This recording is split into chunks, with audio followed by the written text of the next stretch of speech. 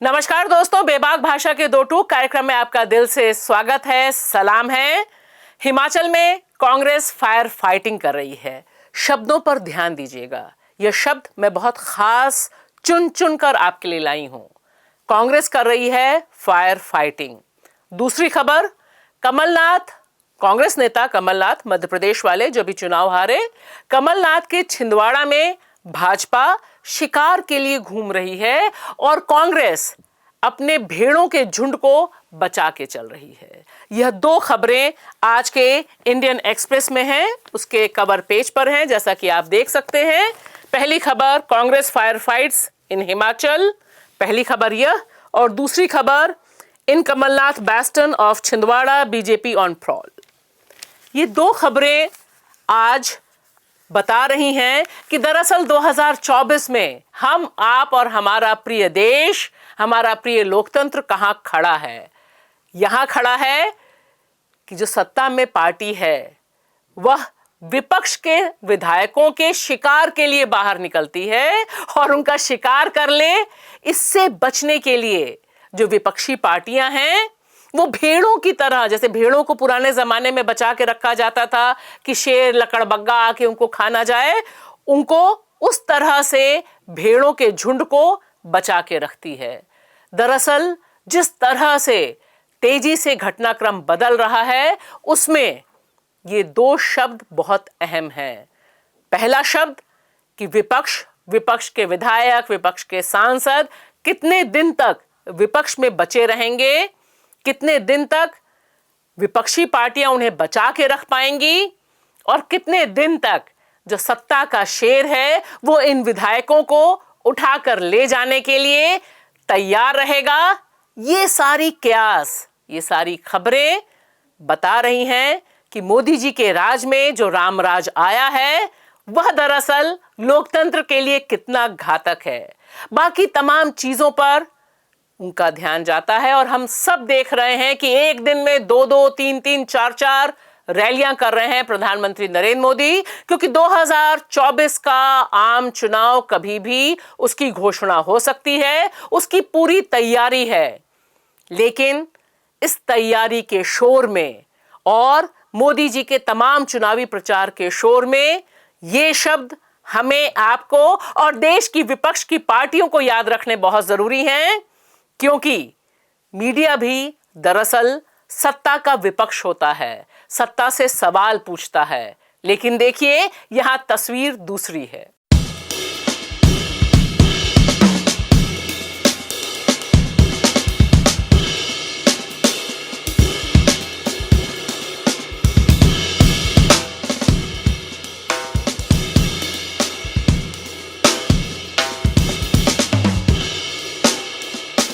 इन तमाम खबरों के बीच, राजनीतिक घटनाक्रम के बीच, देश की राजधानी में जो हुआ वह दिल दहलाने वाला है।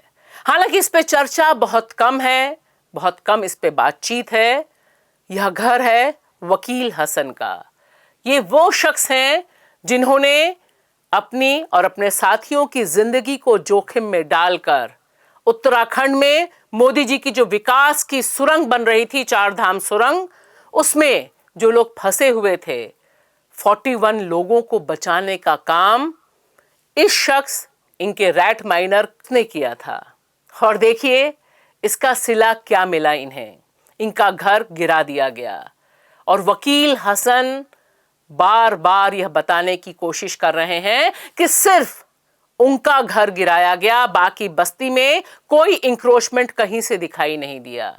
दरअसल यह है बदले की रणनीति, बदले का विकास, जहां सिर्फ और सिर्फ अतिक्रमण दिखाई देता है जहां पर बसते हैं मुसलमान। रैट माइनर के घर पहुंची नाजमा, और नाजमा ने जो वहां का ब्यौरा दिया है उससे पता चलता है कि किस तरह से बदले की भावना हर जगह और कम से कम इस बुलडोजर राजनीति में चल रही है।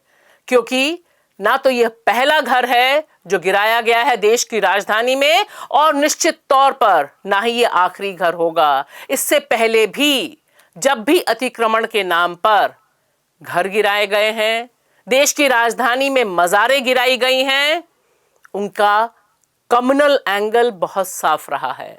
आइए देखते हैं नाजमा क्या बता रही हैं। मैडम मुझे तो समझ में ही नहीं आ रहा, मुझे मेरे करने का फल मिला है या मुझसे किसी ने क्या दुश्मनी निकाली है, क्योंकि जिस तरीके से हम अपनी जान हथेली पे लेके सिलचारा टनल में गए थे, उत्तर काशी में गए थे, तो उस हिसाब से मेरा मकान ये बनना चाहिए था।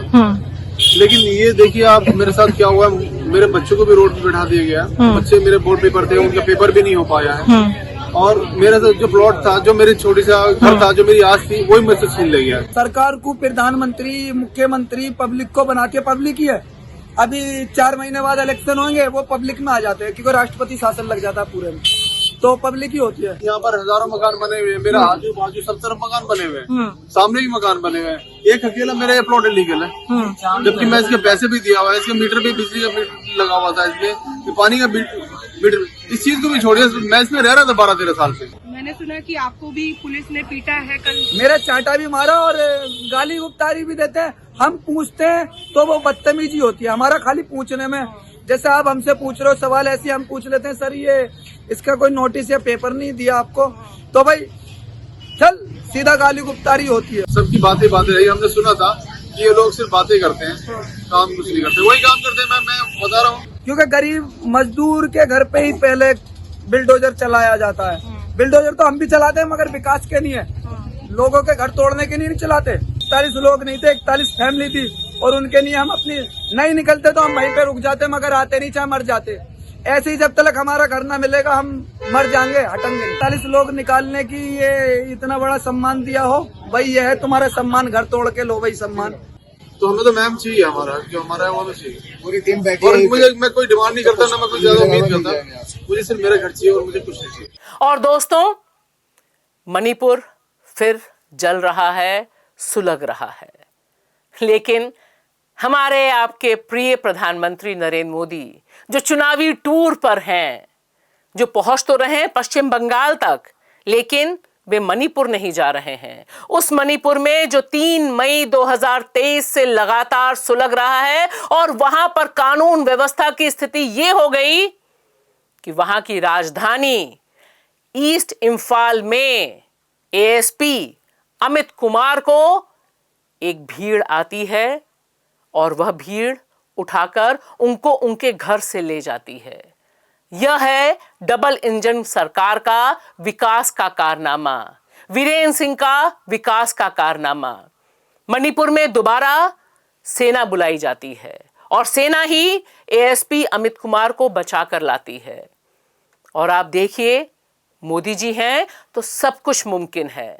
कम से कम यह तो मुमकिन है ही कि देश का एक राज्य 10 महीने से जल रहा है, झुलस रहा है, सैकड़ों जिंदगियां वहां पर दांव पे लगी हुई हैं, अनगिनत लोगों की जानें जा चुकी हैं, लेकिन कोई चीज सवाल नहीं, कहीं कोई हंगामा नहीं, कहीं कोई जवाबदेही नहीं। इसी से नाराज होकर वहां का पूरा दस्ता, ये वीडियो ध्यान से देखिए, क्योंकि जिस तरह से पुलिस अधिकारी को दंगाई उग्रवादी भीड़ ले जाती है और पूरा सिस्टम चुपचाप बैठा रहता है, उसके विरोध में मणिपुर पुलिस कमांडो के लोग हथियार सरेंडर करते हैं, हथियार वापस पहुंचा देते हैं।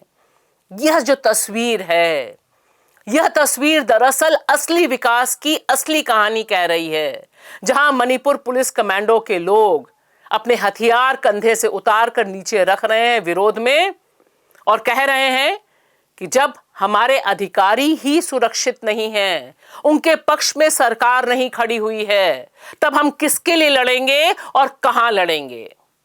सवाल सबसे बड़ा यह है कि अगर मणिपुर में जंगल राज नहीं है तो कहां जंगल राज है, जहां न पुलिस सुरक्षित है, न आर्मी सुरक्षित है, लेकिन एक वीरेंद्र सिंह हैं यहां के मुख्यमंत्री, जिनकी सीट सुरक्षित है, क्योंकि मोदी जी चाहते हैं कि वही मुख्यमंत्री बने रहें। और मीडिया लगातार इस पर अपनी आपराधिक चुप्पी, क्रिमिनल साइलेंस बनाए हुए है। उसके लिए मणिपुर मुद्दा नहीं होता, उसके लिए मुद्दा होता है सिर्फ और सिर्फ पश्चिम बंगाल का संदेश खाली। यह सवाल जो मणिपुर से उठ रहा है, जहां के लोग लगातार कह रहे हैं कि इस तरह का विकास उन्हें अब मंजूर नहीं है। शायद 2024 के चुनावी यात्रा से जब मोदी जी को राहत मिले, थोड़ी फुर्सत मिले, तब वो इस तरफ भी ध्यान दें, नहीं तो मणिपुर के जो हालात हैं वो बहुत गंभीर हैं, बहुत चिंताजनक हैं। शुक्रिया।